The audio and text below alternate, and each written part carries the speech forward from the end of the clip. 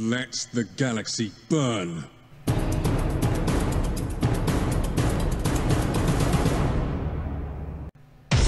Sweet mother of the abyss! Hi guys, Skypoint here, and in this video we're going to be talking about and playing as Phosis T'Kar. Now if you've been following my channel for the last couple of weeks, you've probably noticed that I'm extremely critical of Phosis T'Kar. In particular, I hate the fact that he's got low initiative and only 30 health, and his special ability, which sounds pretty cool, he puts in play a psychic barrier. It's sort of negated a bit by the fact that a psychic barrier at the beginning of every turn gets destroyed and deals 1 damage to him. But at any rate, the interesting thing with Phosis T'Kar is he can still win. He's a bit of a meme warlord in that he's very luck dependent now. But if your luck is going well, you can actually pull off some nice wins. So you can actually see here, I played a couple of games on the ladder today as Phosis T'Kar on high Terra, and I won all 3 in a row. So I want to share with you this deck so you guys can try it out for yourselves as well. So this deck is called the Slayer of T'Kar. It actually used to be pretty common before his nerf happened. And then the nerf came and Phosis T'Kar started taking 1 damage per turn from his ability. And the Sons of Horus, and Horus in particular himself, were very popular at that time and doing lots of direct damage to the enemy warlord, coupled with Phosis doing 1 damage a turn to himself, meant he very quickly went out of fashion. Anyhow, let's go ahead and take a look at how this deck is built. So this deck has 8 cards at its core. I'm going to go through those core cards first and explain them, and then talk through the rest of the deck. So the first is the Slayer of Worlds, which gives this card its name. So Slayer of Worlds has a couple of things. First of all, it has incredible stats. Secondly, it has this little thing over there where every time a troop dies, and it doesn't matter if it's a friendly or enemy, its cost, which is normally 15, meaning you cannot play the unit, its cost gets reduced by 1 per turn. Now this has incredible synergy with Phosis T'Kar, because when that psychic barrier of his dies, it reduces the cost of Slayer of Worlds. Alright, now the second thing on Slayer of Worlds is this maintenance cost, which is 7, which is where the second of the core cards comes in. Sabotage. Sabotage is a card which is... oh, come on, there we go. Come on. Show me Sabotage. There we go. Alright. So, Sabotage is a card which has been in the game since the very beginning, and you normally play it on enemy troops to stop special abilities like Frontline or special powers or anything like that. But you don't have to play Sabotage in the enemy. You can play it on one of your own troops, and that cancels all special abilities. And what's Slayer of Worlds' special ability when it's in play? Maintenance 7, the fact that it uses 7 energy a turn to keep it around. If you jam it, you're freed from that, and you can have Slayer of Worlds and lots of other things show up at the same time. So anyhow, those are the first 2 core cards. The second set of 5 core cards here, well actually I said there are 8, so yeah, the second set of 5 core cards rely more on the psychic barrier side. The fact that he's always creating a barrier means that your people can hide behind the barrier and throw rocks at your enemy. So we've got 2 Sagittari squads. You put them on the board and you just let them throw out damage every turn. And then we also have 2 of their big brother, the Helios Mortar Carrier, which will also now sit behind your psychic barriers and just throw out damage. And for late game, their even bigger brother, Zerial Storm, which will sit behind your psychic barriers and throw out 10 random damage a turn. The cool thing about Zerial Storm is if your enemy is someone like Angron, who tends to be on his own, that 10 points of random damage goes straight onto Angron. Alright. And then the last of those core cards is Mount Pharos. Usually this card becomes a priority for destruction, but when it sits behind the psychic barrier, it tends to survive for a lot longer, and it generates lots of cheap units for you. Alright, let's take a look at the rest of the cards, and then I'll talk through substituting legendaries. As I said, we started with Sabotage, and then we get Ambassador Melgator, who's there to make tough problems go away. We've got a couple of abandoned supplies so that when you've got nothing else to play, you can make stuff for later turns get cheaper. Next we get Horus Occultists. These guys normally are not super common, but they work well with Phosis because they can hide behind that psychic barrier for the first turn and then attack and generate a taint of chaos, which will help to buff your later units as well. Dewback Starsight, because why not?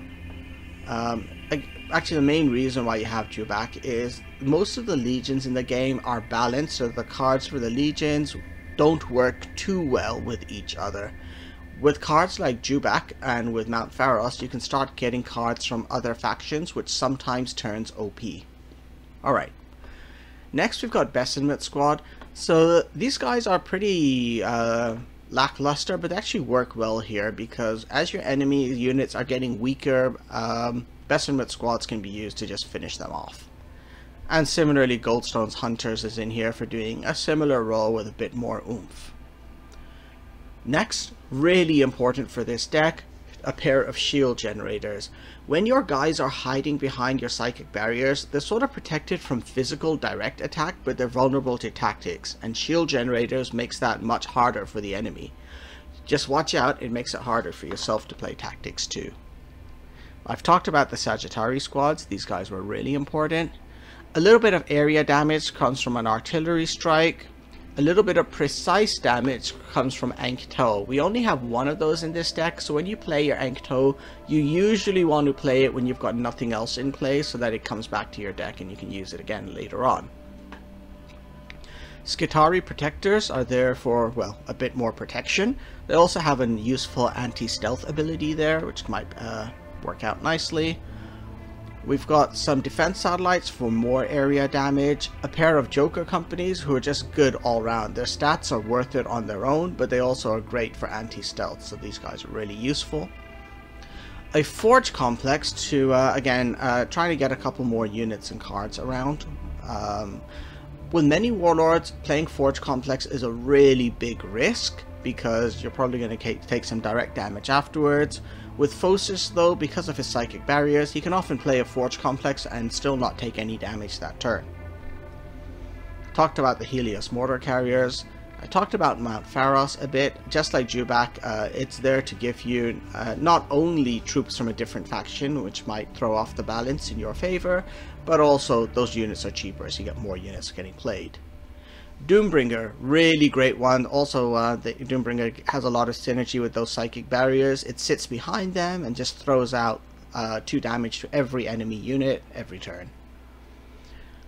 And then I talked about Zerial Storm and Slayer of Worlds. Now, let's talk about substituting legendaries. As usual, if you don't have Melgator, you can probably make do with Seek and Destroy from the Chaos deck. That's 2 energy, do 3 damage to any enemy troop.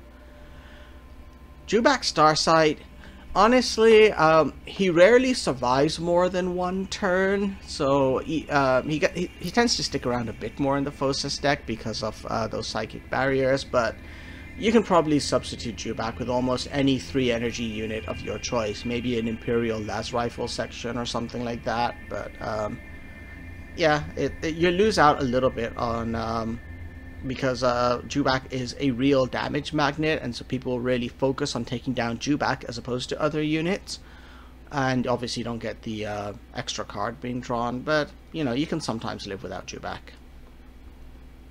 Forge Complex, totally optional, you can put in anything of your choice. Actually, it's quite rare when I get a ton of value out of Forge Complex, it's just occasionally it's fun to see. And sort of same for Mount Pharos. It's nice to include, but you can probably swap in almost any other 6 energy unit of your choice. Now the 2 which are much harder to justify taking out are Zerial Storm and Slayer of Worlds. You kind of really need those 2 for this match to work, because this deck doesn't do a ton of damage, and by late game your health is running low because of psychic barriers. And Zerial Storm and Slayer of Worlds are 2 of the most high damage cards in the game, and you need them out there messing up the enemy's day. So it's hard to recommend anything to replace those with.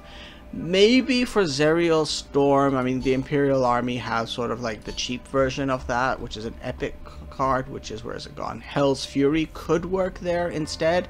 It costs a bit more than Zerial Storm, and you've got to spend energy every turn. So, maybe. And then for the Slayer of Worlds, you really need that thing. If you don't have it, just stick something else in, which is high damage, like a Lernia Hydra or something. Alright, so, enough of just talking through the deck. Let's actually go and see this thing in action.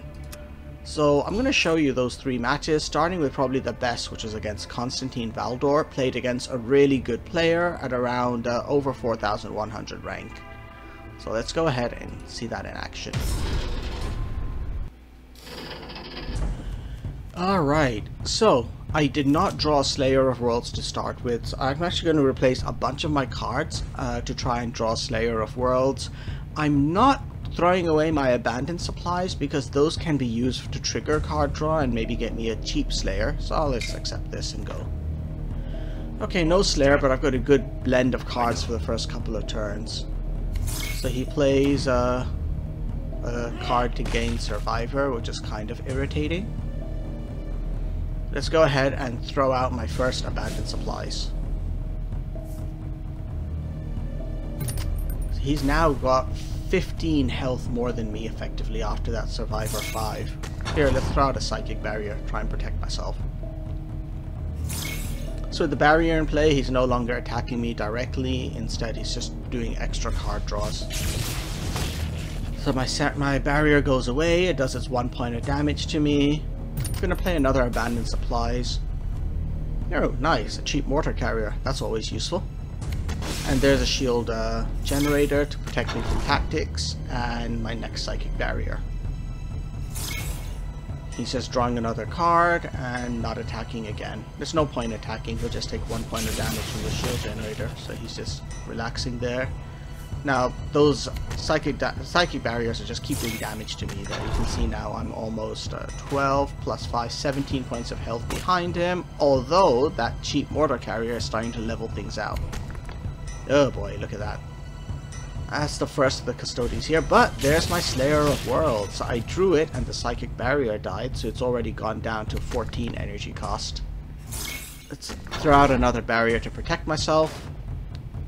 And there, let's hit that guy, and ooh, perfect shot, look at that. Okay, now he's trying to take down my barriers. Painful. What's he gonna do? Oh, it's a Hunting Eagle. What's gonna die? It's gonna be my Sagittari squad. Yep. Alright, bye bye Hunting Eagles. Sorry, bye bye Sagittari squads. Hello Hunting Eagles. Alright, I need to kill that unit on the right, so even though the cost is now increased because of shield generator, I'm playing Artillery Strike, and I'm gonna hope the 50% chance of destroying the Hunting Eagles pays off. Oh, and it does. Beautiful.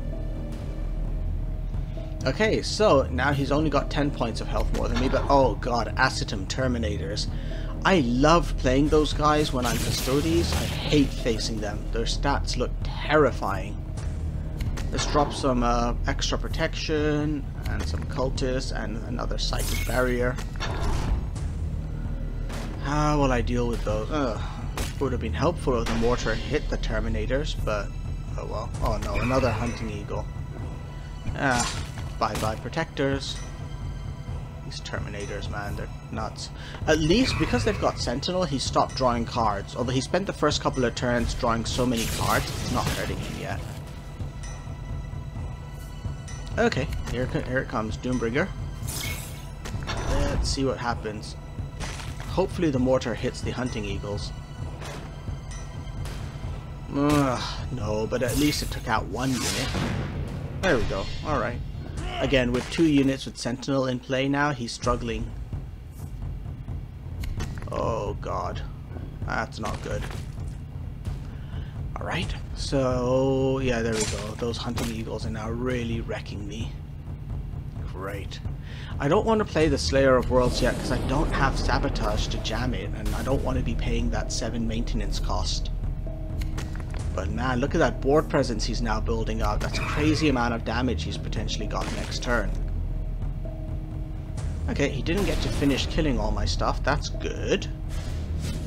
Alright, so those jet bikes can be massively irritating, so we need to get rid of those guys as well this turn.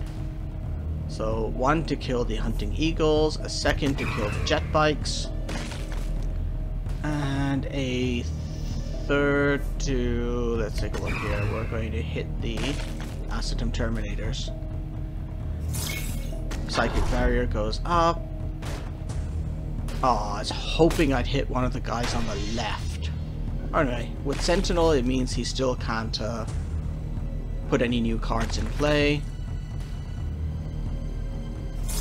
Okay, he's drawing a card. Oh god, it's a frontline tough unit. And that's bye-bye to my board presence. It was good while it lasted, I guess.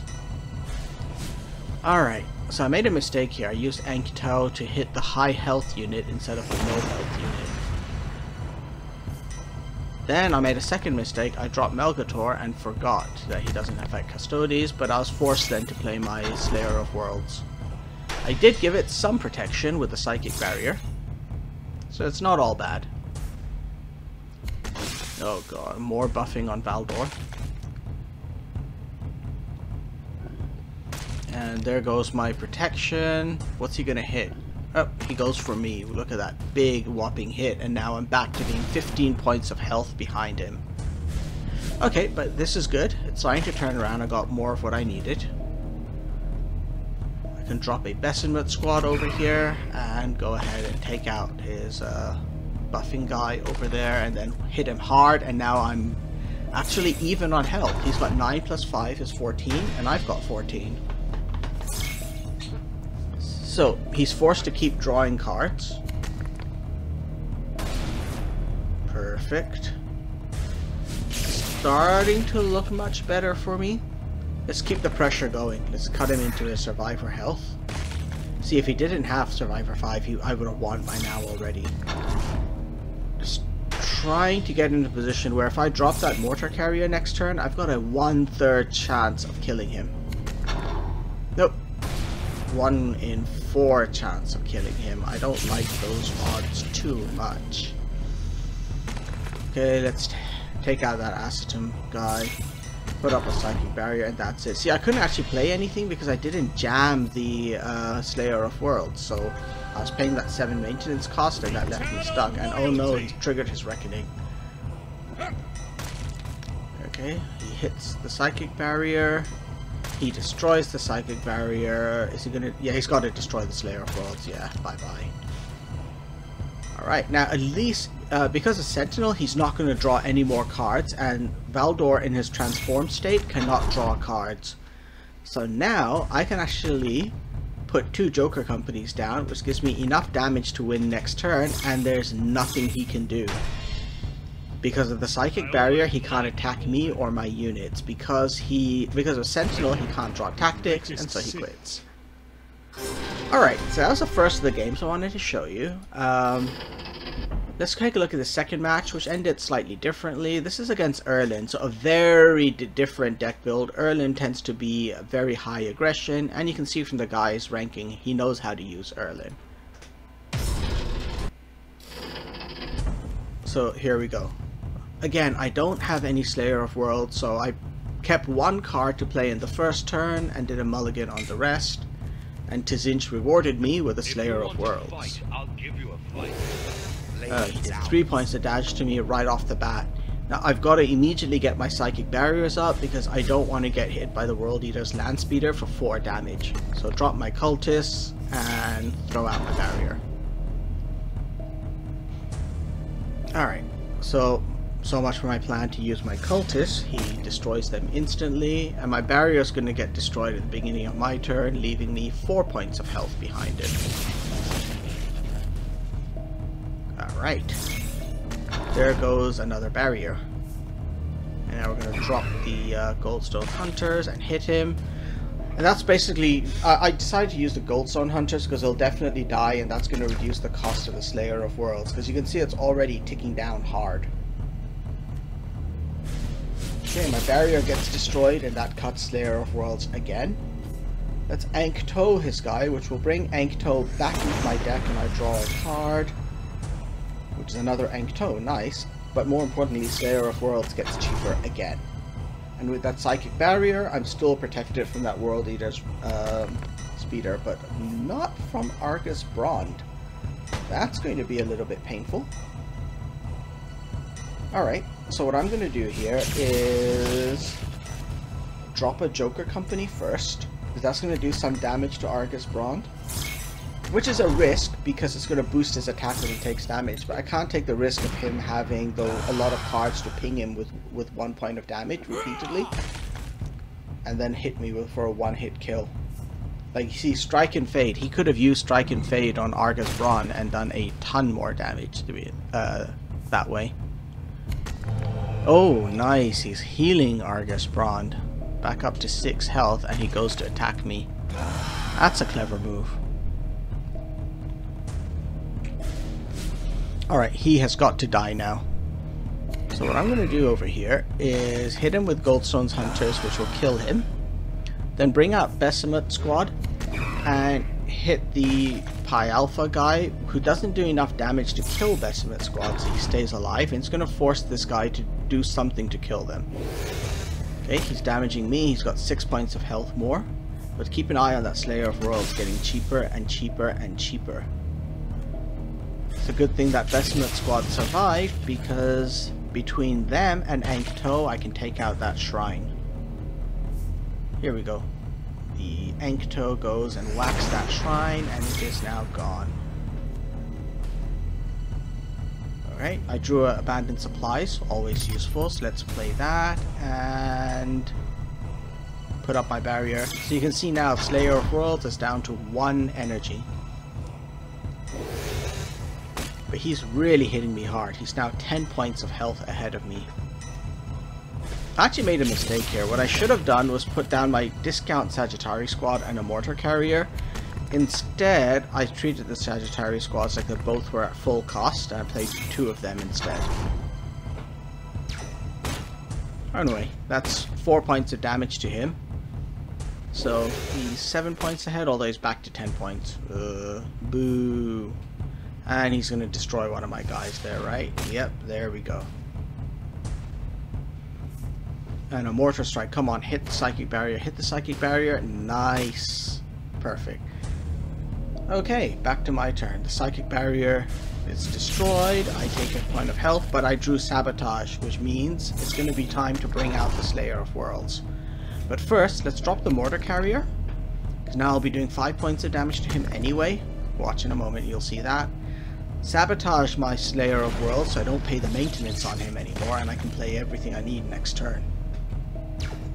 There we go, 5 points of damage.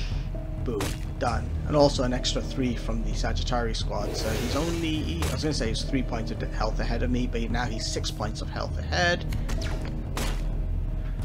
He destroys one of my units, and then, oh, Sedition's Gate. Now this is where Tzinch favored me again, because the only thing I lost was my Psychic Barrier. Why should I restrict Now he knows this is over.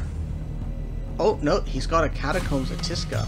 So this is why it's a good thing that I jammed the Slayer of Worlds, because without that, I would be on just 3 energy and I couldn't really do anything. Whereas now, I'm doing 5 points of damage to him. 3 from the Mortar, and 2 points from the, what's that thing called again? Doombringer, right. Now this is really over. He knows it, and he quits. Alright, so that's the second game. And the third one I'm going to show you is a little bit of a different one. It's how Phosis is being a real hard counter to Garrow on Terra. So this Garrow guy is pretty good. His ranking is around 3,800. Again, I'm trying to start with the Slayer of Worlds, so I throw away anything apart from my first turn unit. I didn't get much, but at least I got Shield Generator. Shield Generator is really important against Death Guard because of that really annoying Endurance card they have. So he's doing the usual Garrow thing, getting off to a very aggressive start, hitting me twice.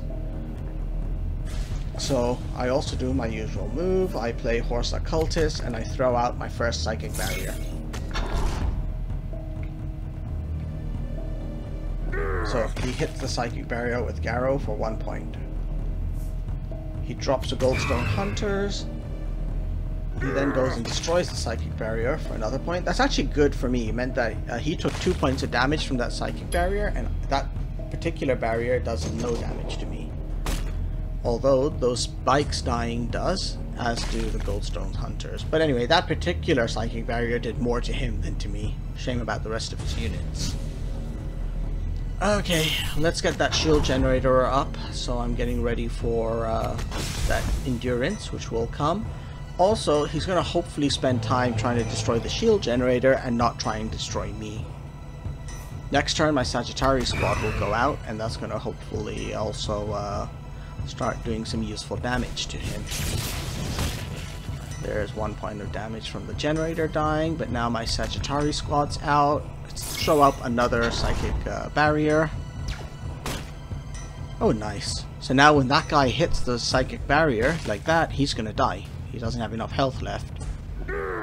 Garrow hits the barrier, he takes a point of damage, which means I don't take damage from the barrier. He puts up a protective guy. And he hits the shield generator. Yep, he wants that thing going down. Alright. Oh, the generator's almost down. Perfect, that's what I needed. Let's use Melgator over here. Oh, first of all, Psychic Barrier. We can use Melgator to send that guy back. And hit Garrow with the Sagittarius squad. And then end my turn. And very usefully, I just destroyed his last unit on the board. That means he's going to struggle to kill the shield generator this turn. Yep, there we go. Unfortunately, I'm going to struggle to kill that guy of his as well. So let's try and soften him up a bit. We're going to use Goldstone Hunters to cut his health down and hit him with him. And then next turn, I can hopefully use Ankh Tau and finish him off. Or even Defense Satellites and finish him off. No, he's got other plans. Healing him up to 4 health. Drops a unit. This bodes ill. Oh, this bodes ill indeed. And more healing as well. Great. So that kills my plan to wipe this guy out next turn. Oh my god, more buffs too. Okay, I'm definitely going to have to rely on the defense satellites here. Ooh, nice. There's the sabotage. I'm going to need that for the Slayer of Worlds. Hey, there's the defense satellites. Big rolls. Okay, not bad. I killed this one unit. I'll make it quick. He's feeling pretty confident. There's my psychic barrier. Oh, nice. Destroyed one of his troops. Again, he's going to struggle to break through the barrier this turn. Bye-bye shield generator. Ooh, I lucked out. He didn't hit the barrier or my other unit. Nice. Draws a card with abandoned supplies. He plays a second abandoned supplies, which he already had in his hand, and he draws another card. He's getting ready for a big move next turn. Oh no. Yeah, look at this. He hits me, and now he's going to probably attack me directly. Yep. Ouch. 10 health.